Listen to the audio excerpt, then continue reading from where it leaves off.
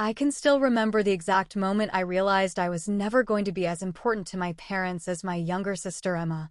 The exact second it clicked in my head that no matter what I did, no matter how responsible I was, no matter how hard I worked, they were never going to choose me, never going to put me first, never going to see me as someone worth investing in. Up until that point, I had always known, on some level, that there was a difference between how they treated us, had always felt the underlying unfairness, had always been aware of the little things that added up over time. Emma getting expensive birthday parties while I got a cake from the grocery store, Emma getting out of chores while I was expected to clean up after both of us. Emma throwing tantrums until she got exactly what she wanted while I was told to stop being difficult anytime I stood up for myself. But even though I knew it, even though I felt it in my bones, I never expected them to make it so blatantly clear, so undeniable, so impossible to ignore. It happened right before I was supposed to start college, right when I was filled with hope that maybe, just maybe, they would finally step up and do something for me. I had done everything right, had gotten good grades, applied for scholarships, worked part-time jobs, done everything in my power to make it easier for them to help me, but when I finally sat them down and asked if they could contribute anything, not even pay for everything, just help with what they could, I was met with blank stares and immediate rejection. "We just don't have the money for that right now," my mother had said, shaking her head like it was some unavoidable tragedy, like this was just one of those things that couldn't be helped, like there was no possible way they could make it work. "College is really expensive, Olivia, and we're not in a position to be taking on that kind of financial burden." I remember looking between them, waiting for some kind of reassurance, waiting for them to tell me that they would at least try, that they would find a way to contribute something, that they wouldn't just leave me to figure it out on my own, but it never came. My father just nodded along with my mother's words, offering nothing, not even a hint of regret, not even a second of hesitation, just a quiet agreement that I was, essentially, on my own. I had swallowed my disappointment, buried my frustration, forced myself to nod like I understood, because what else could I do? They had made their decision, and nothing I said was going to change it. I told myself that it wasn't their fault, that maybe they really couldn't afford it, that maybe I was expecting too much, that maybe I was being selfish for even asking. And then, 2 weeks later, I walked through Hello everyone, I am very glad that you're joining this story. Subscribe, like and comment. Enjoy the story, smile more often. the front door to find Emma standing in the driveway next to a brand new luxury car, beaming with excitement as our parents handed her the keys like it was the most natural thing in the world. I froze, my stomach twisting, my entire body going cold as I tried to make sense of what I was looking at. Tried to process the fact that the same parents who couldn't afford to contribute even $1 to my education had somehow found enough money to buy a 16-year-old a car that cost more than anything I had ever owned in my life. It wasn't even a practical car, wasn't something simple or used or necessary. It was flashy, sleek, expensive, the kind of car that people bought when they wanted to show off, when they wanted to spoil someone, when they wanted to make sure everyone knew just how much they were willing to give. I turned to my parents, waiting for an explanation, waiting for something that would make this make sense, waiting for them to see the pure disbelief on my face and realize how completely unfair this was. And when my mother finally met my eyes, when she finally noticed my expression, when she finally registered that I was seconds away from losing it completely, she had the audacity to sigh, shaking her head like I was the unreasonable one, like I was the one making this a bigger deal than it needed to be. "Don't start, Olivia," she said, her voice tired, like she couldn't believe she had to justify something so obvious. "Emma needs this more than you do." I let out a sharp, bitter laugh, the sound of it so unnatural that it barely even sounded like me, because I couldn't believe what I was hearing, couldn't believe that this was actually happening, couldn't believe that after everything, they were still trying to pretend like this was completely normal. "She needs this?" I repeated, my voice shaking, my hands curled into fists at my sides as I forced myself to keep my composure, forced myself to hold back the anger that was threatening to burst free. "I needed help with college, and you told me you couldn't afford it. But now you're telling me you somehow had enough money sitting around to buy this." My father sighed, rubbing his forehead like I was giving him a headache, like I was being dramatic, like I was ruining this perfect little family moment that had nothing to do with me. "It's not the same thing, Olivia," he said, his voice carrying that same patronizing tone I had heard my entire life. "College is a long-term financial commitment. This is just a one-time expense." I stared at them, my heart pounding, realizing in that moment that it didn't matter how hard I worked, didn't matter how much I tried, didn't matter how many sacrifices I made or how responsible I was or how much I proved myself over and over again. Because in their eyes, I was never going to be worth as much as Emma. And so, I did the only thing I could do. I swallowed it down, forced a smile, nodded like I understood, and said nothing. Because if they had already decided that I wasn't worth the investment, then I wasn't going to waste another second trying to prove that I was. But as I turned away from them, as I walked back into the house without another word, as I locked myself in my room and let the full weight of their betrayal sink in, I made myself a promise. One day, the tables would turn. And when they did, I would finally be the one who got to decide whether or not they were worth saving. I learned how to survive on my own faster than I ever expected, forced into a reality where every dollar mattered, every shift drained me, and every sleepless night was just another necessary sacrifice to keep myself afloat. While other students were going out on weekends, while my classmates were enjoying the so-called best years of their lives, I was dragging myself through 16-hour days, balancing coursework with back-to-back shifts at a diner, barely making enough to cover tuition, rent, and the never-ending list of expenses that came with simply existing. I had taken out loans, had applied for every scholarship I could find, had done everything in my power to make this work, but no matter how much I planned, no matter how much I budgeted, there was never enough time, never enough sleep, never enough money, never enough help. I told myself over and over again that this was temporary, that I just had to push through, that once I got my degree, once I had my career, once I had real financial independence, it would all be worth it. But the part that ate away at me, the part that I could never quite push down no matter how much I tried, was the fact that none of this would have been necessary if my parents had just cared enough to help. It wasn't that they couldn't help, it was that they had made the conscious decision not to, had chosen to watch me struggle, had chosen to ignore how much I was drowning while they handed everything to Emma without a second thought. Every time I called home, every time I let myself believe, just for a moment, that maybe they would offer something, not even money, just support, just encouragement, just a sign that they actually gave a damn about what I was going through, I was met with the same condescending responses, the same dismissive tones, the same tired excuses.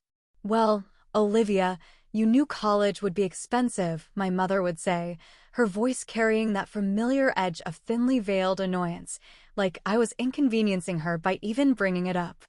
"Maybe you should have thought about that before choosing such an expensive school." "I don't know what you expect from us," my father would add, never once looking up from whatever he was doing, never once showing any sign that he cared whether I was barely scraping by or not. "You made your choice, Olivia. You wanted to do this on your own, so now you have to deal with it." The absolute worst part was that I never even wanted to do this on my own. They had forced me to, had left me with no other option, had made it clear that if I wanted an education, if I wanted a future, if I wanted a chance at something better, then I would have to earn it myself, because they sure as hell weren't going to lift a finger to make it any easier for me. Meanwhile, Emma was cruising through life like consequences didn't exist, like responsibility was just a word other people had to worry about, like the world had been designed specifically to cater to her every whim. She had a brand new car, designer bags she barely used, expensive vacations that my parents paid for without hesitation, a credit card in her name that somehow never had a balance no matter how much she spent. She would post pictures online, showing off trips to the beach, shopping sprees, weekend getaways, all while I was working doubles just to make sure I had enough money left over to buy groceries. Anytime I saw her, anytime I happened to be home visiting for a rare holiday break, she would laugh at my exhaustion, roll her eyes at my frustration, shrug off my struggles like they were nothing but the result of my own bad choices. I just don't get why you do this to yourself, she said one night, flipping her hair over her shoulder as she scrolled through her phone, completely oblivious to the absolute rage simmering beneath my exhaustion. You act like it's some big accomplishment to work yourself to death, but like, why not just ask mom and dad for help? I had stared at her, barely able to process the sheer audacity of that question, barely able to comprehend how blind she was to the reality she had been living in. I opened my mouth, ready to lay everything out, ready to finally tell her that they had refused to help me, that they had never even considered it, that while she was handed everything, I was breaking myself apart just to survive. But then, I saw the way she was still staring at her phone, still scrolling, still completely uninterested in my answer, and I realized that she didn't actually care. Emma wasn't clueless. Emma wasn't ignorant. Emma knew exactly how differently we had been treated. She just didn't care, because she had never needed to. That was the moment I stopped being angry at her, the moment I stopped expecting her to ever acknowledge how unfair it was, the moment I realized that she would never, ever see me as anything other than the sister who just happened to work harder than she needed to. But what I did hold on to, what I clung to in every exhausted moment, what kept me going through every overnight shift, every exam, every lonely moment of doubt, was the quiet, unshakable certainty that one day, this dynamic would shift. One day, the money would dry up. One day, she would make one mistake too many, one reckless financial decision too big for my parents to cover, one mess so massive that it couldn't just be ignored. And when that day came, I knew exactly what was going to happen. My parents, the same ones who had left me to fend for myself, the same ones who had never cared if I was drowning, the same ones who had watched me struggle for years without an ounce of guilt, would come crawling to me, expecting me to do what they had refused to do for me. They would beg. They would plead. They would call it family duty, would tell me that of course I would help, because that's what family does, because if the roles were reversed, they would do the same for me. And when that moment came, when they finally realized that I was their only option, that I was the only one who could fix the mess they had created, I was going to look them in the eyes, smile, and remind them of every single time they had told me I was on my own. Because as far as I was concerned, they were on their own now too. Graduation day should have felt like a victory, should have been the moment I finally let go of all the bitterness, all the exhaustion, all the resentment that had been building inside me for years. But instead, as I walked across that stage, accepting my degree with hands that still ached from too many long shifts and too little sleep, I felt nothing but quiet, simmering relief that it was finally over. I wasn't just graduating from college, I was graduating from them, from my parents' endless favoritism, from the expectations they had never placed on Emma, but had heaped onto me. From the weight of always being the one who had to struggle while she floated through life without a care in the world. By the time I landed my first job, a high-paying position at a company that actually valued me for my work and not just for what I could do for them, I knew there was only one thing left to do. I had spent my entire life bending over backward for a family that had never once bent for me, had spent years watching them throw their time, their money, and their love at Emma while treating me like an afterthought. And I was done pretending that was something I could live with. So, I stopped calling. I stopped texting.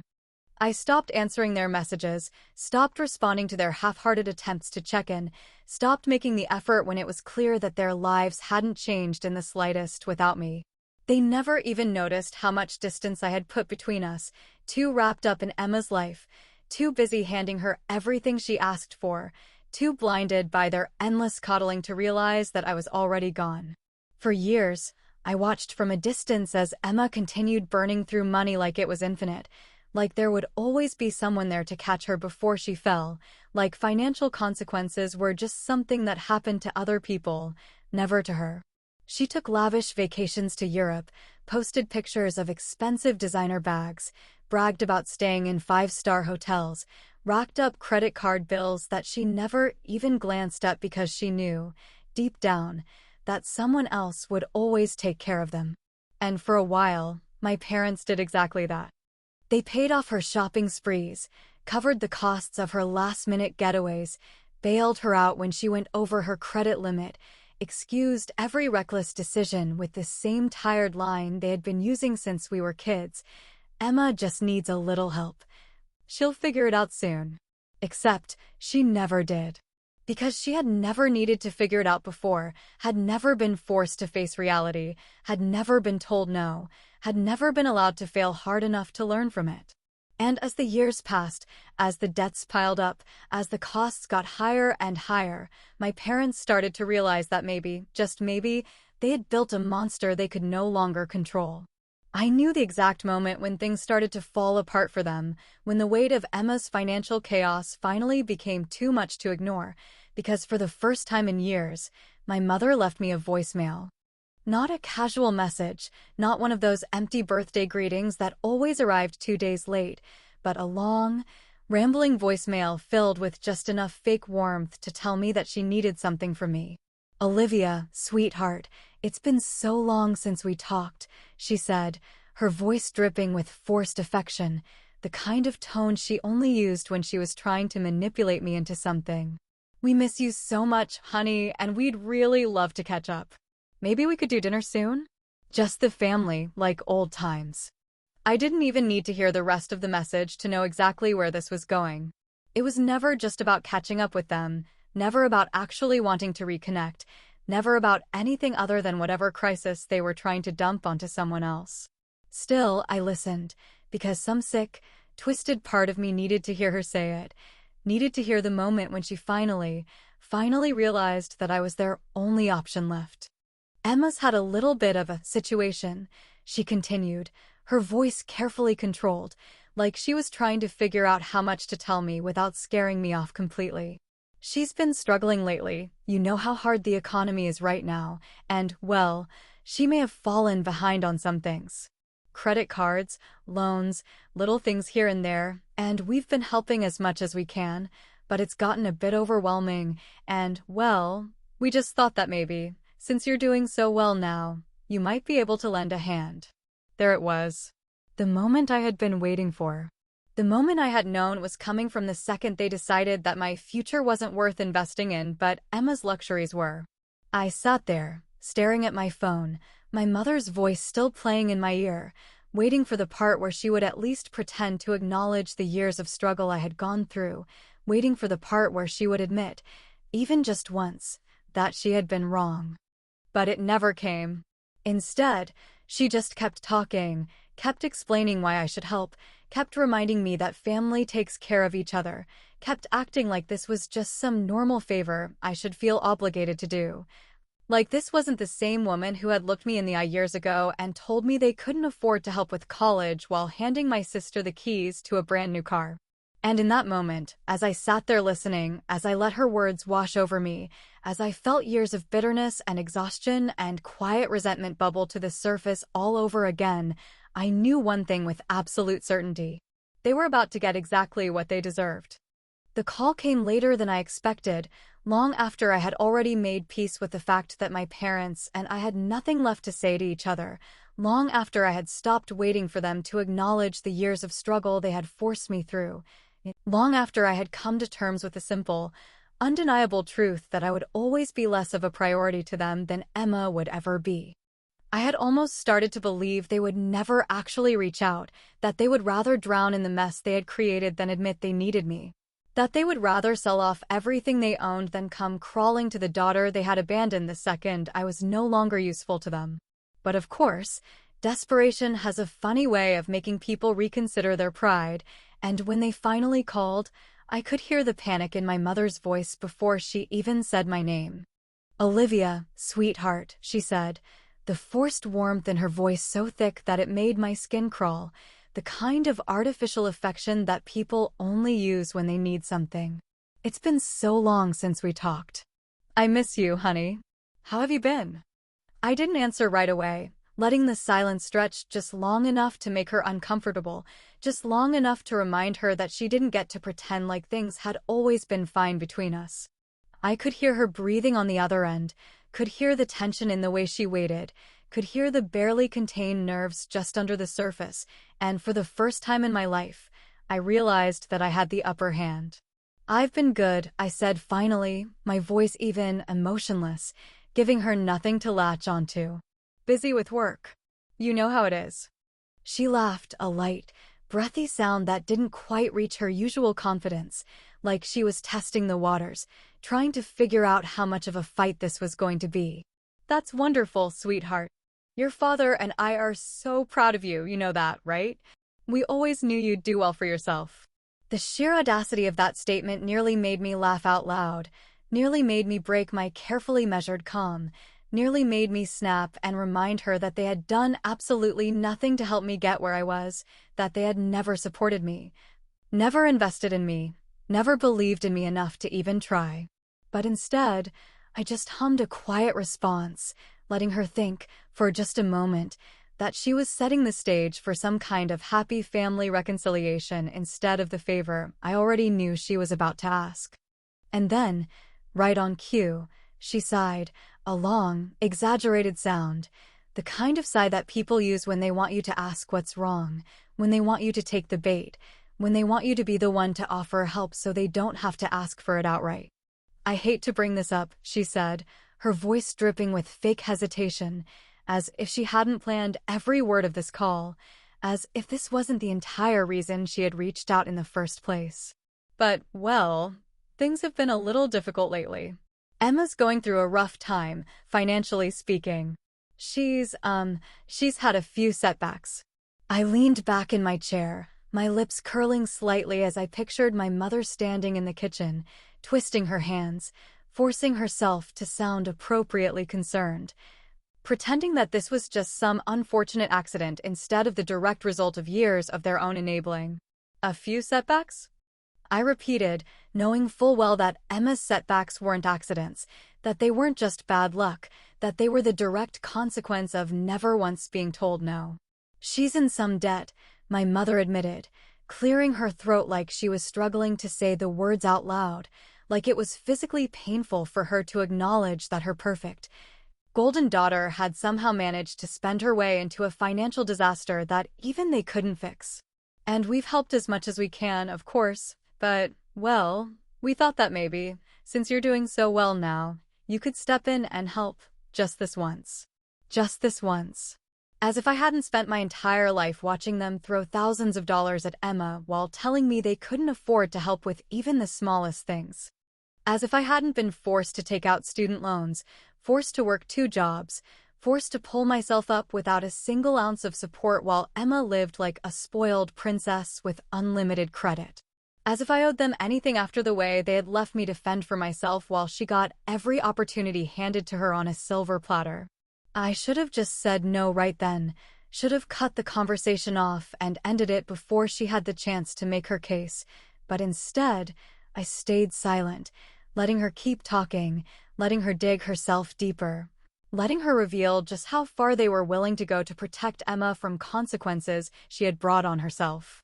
You know we would do the same for you, my mother added after a long pause, her voice suddenly firmer, as if she had convinced herself that this was a fair request, as if she actually believed that they had ever supported me the way they had supported Emma.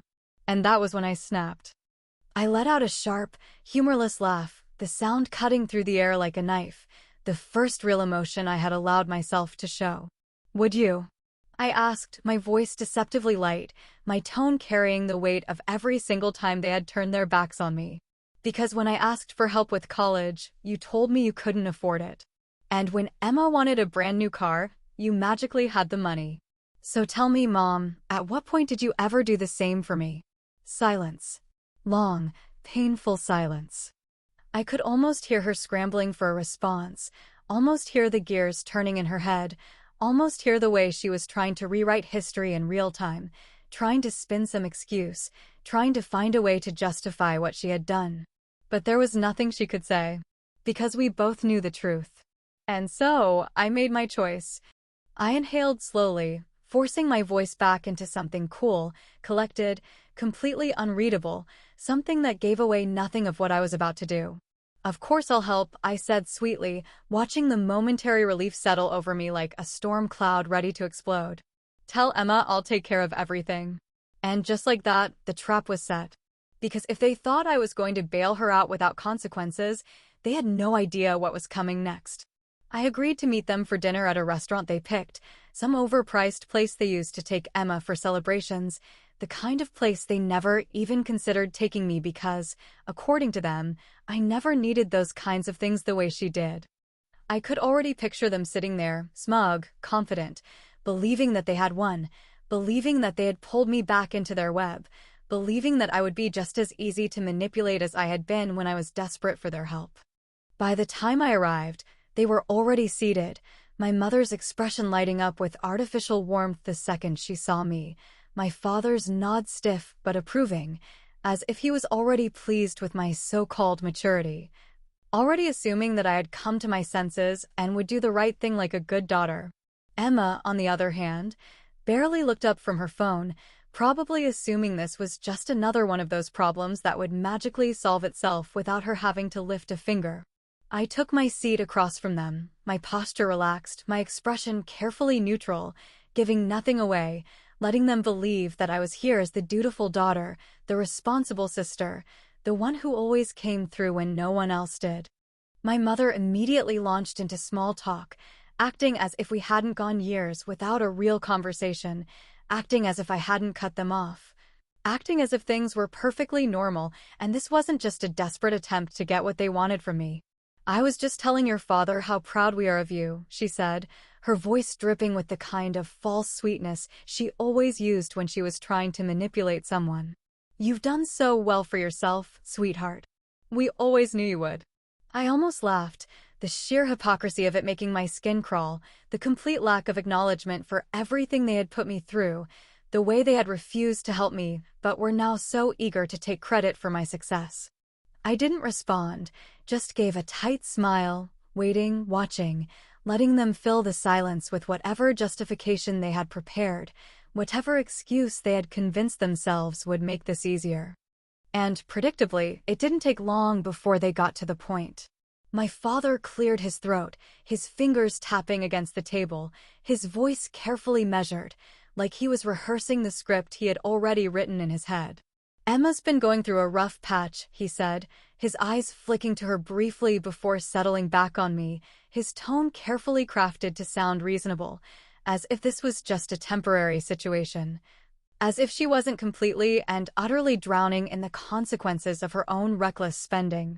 "She's gotten a little behind on payments, and we've done everything we can, but at this point, we need to be realistic. We're not asking you to pay everything, just help get her back on her feet.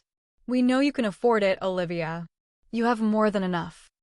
I could feel my pulse in my ears, could feel the way my entire body wanted to reject every single word that had just come out of his mouth, could feel the deep, simmering rage that had been buried for years clawing its way to the surface, but I didn't let it show. Instead, I tilted my head slightly, keeping my expression calm, letting them think that I was considering it, letting them believe that they were still in control of this conversation.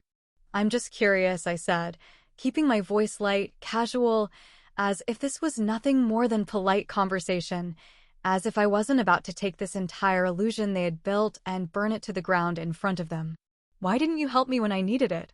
The question landed like a slap, sharp and unexpected, the first flicker of unease flashing across my mother's face, the slight tension in my father's jaw, the way Emma finally glanced up from her phone, her brows furrowing as if she couldn't believe this was even a conversation.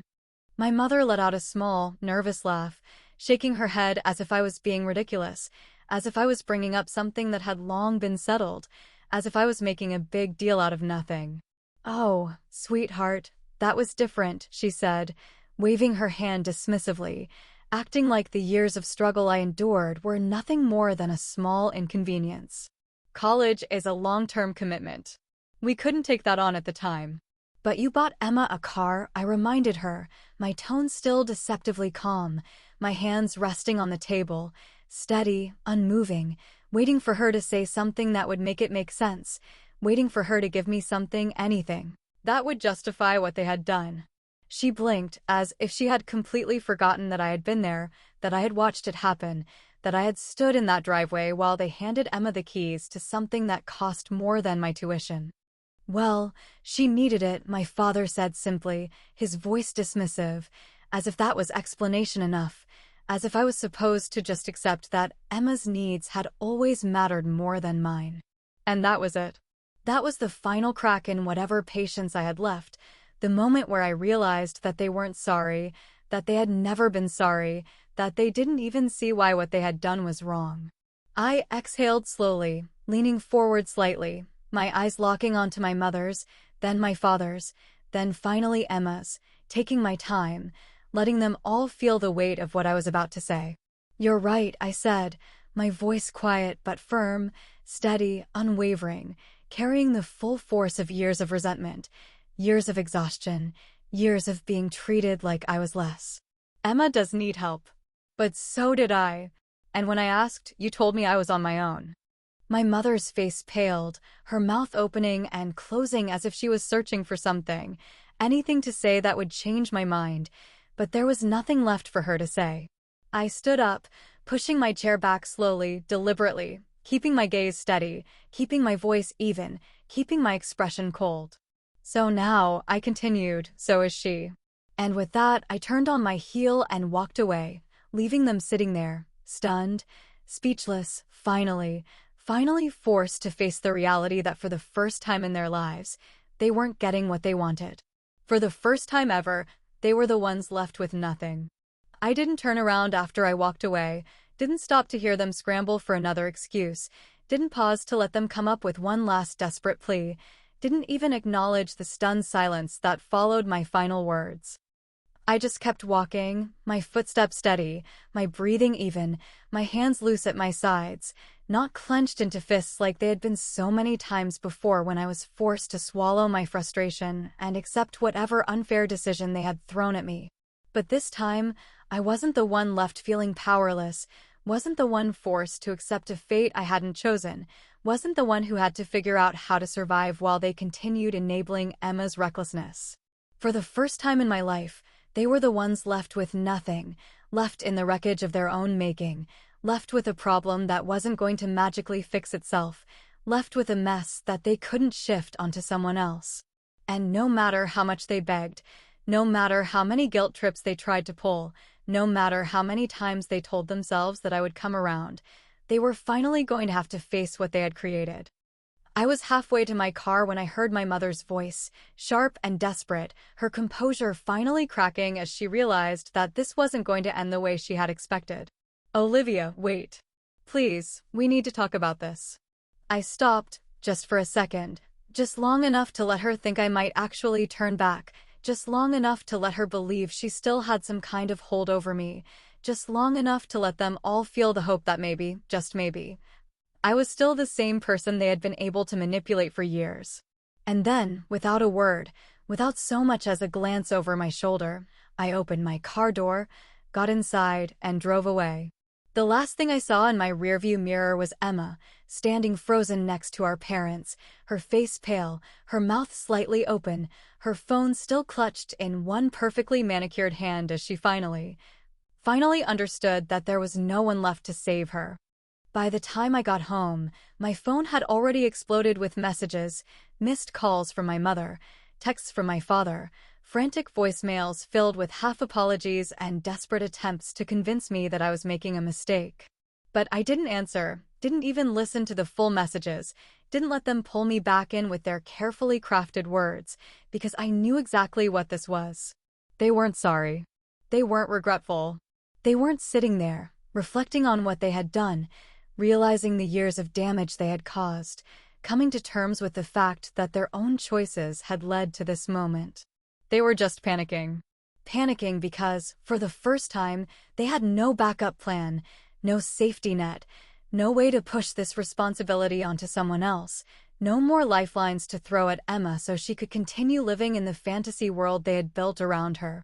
It didn't take long before the rest of the family started calling, before the aunts and uncles and cousins who had never cared enough to reach out to me before suddenly had a lot to say about the situation.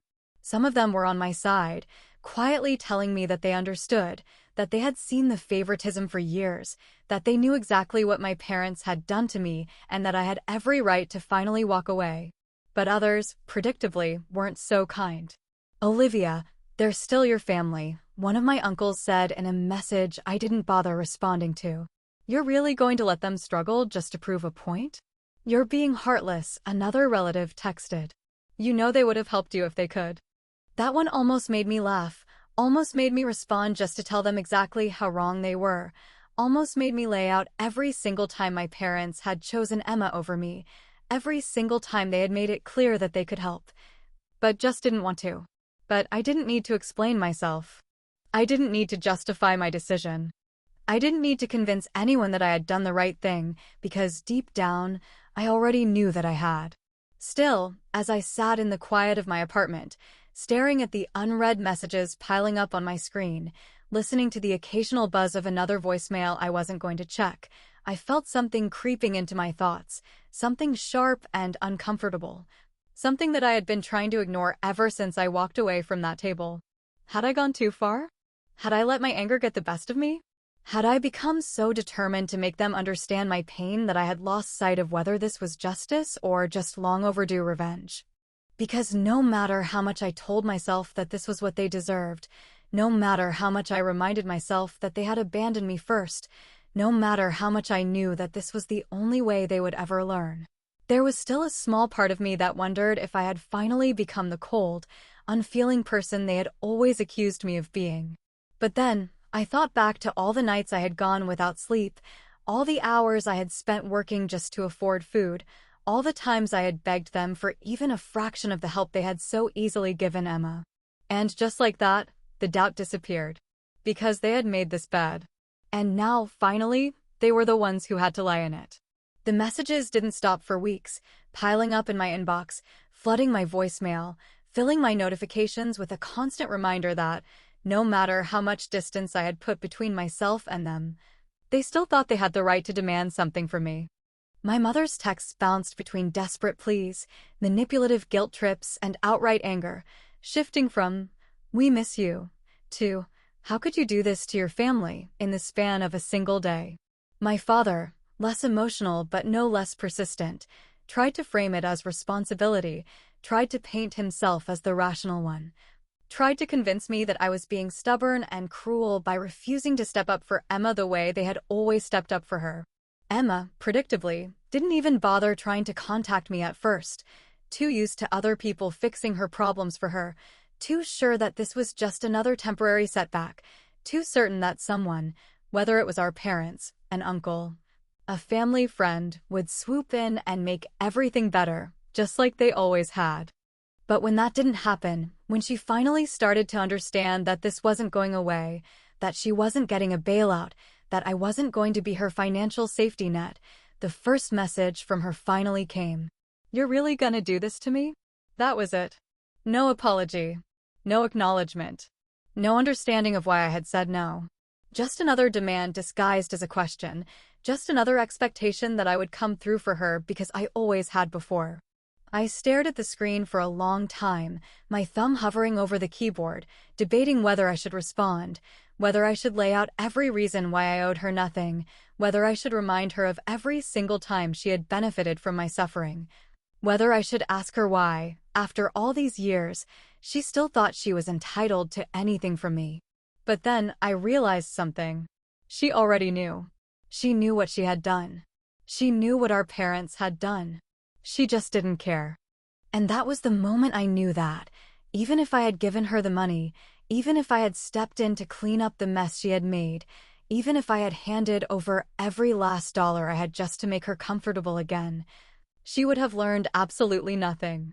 So, I didn't reply. I put my phone down, turned it on silent, and forced myself to sit with the quiet, forced myself to confront the question I had been avoiding ever since I walked away from them at that restaurant. Had I done the right thing? Had I been justified in letting them deal with the fallout of their own choices, or had I just been waiting for my turn to watch them suffer the way they had made me suffer? Because no matter how much I told myself that I had only given them what they deserved, no matter how much I reminded myself that they had made the rules and I had simply played by them, there was a small part of me that wondered if I had gone too far, If I had let my anger cloud my judgment, if I had finally become just as heartless as they had always accused me of being. I had spent my entire life trying to be good, trying to be responsible, trying to prove that I was worth just as much as Emma, trying to be the kind of person who didn't let bitterness dictate her choices. But when the moment came, when I was finally in a position of power, when I had the chance to show them exactly what it felt like to be abandoned, I hadn't hesitated. I hadn't taken the high road. I hadn't given them grace. I had watched them beg, had let them believe they had a chance, had let them dig themselves deeper into their own hypocrisy, and then I had ripped that hope away from them without a second thought. And maybe, in some way, that made me no better than them. Or maybe, just maybe, it had never been about revenge at all. Maybe it had been about freedom. Because as I sat there in my quiet apartment, as I let the silence settle around me, as I took a slow, deep breath and realized that, for the first time in my life, I owed them nothing, that they had no power over me, that I was finally free from the weight of their expectations, I didn't feel regret. I didn't feel guilt. I didn't feel like I had become some cruel, heartless version of myself. I just felt light. So maybe it wasn't justice. Maybe it wasn't revenge. Maybe it was just finally giving myself permission to walk away. But what do you think? Was I right to let them suffer, or should I have been the bigger person? Would you have done the same?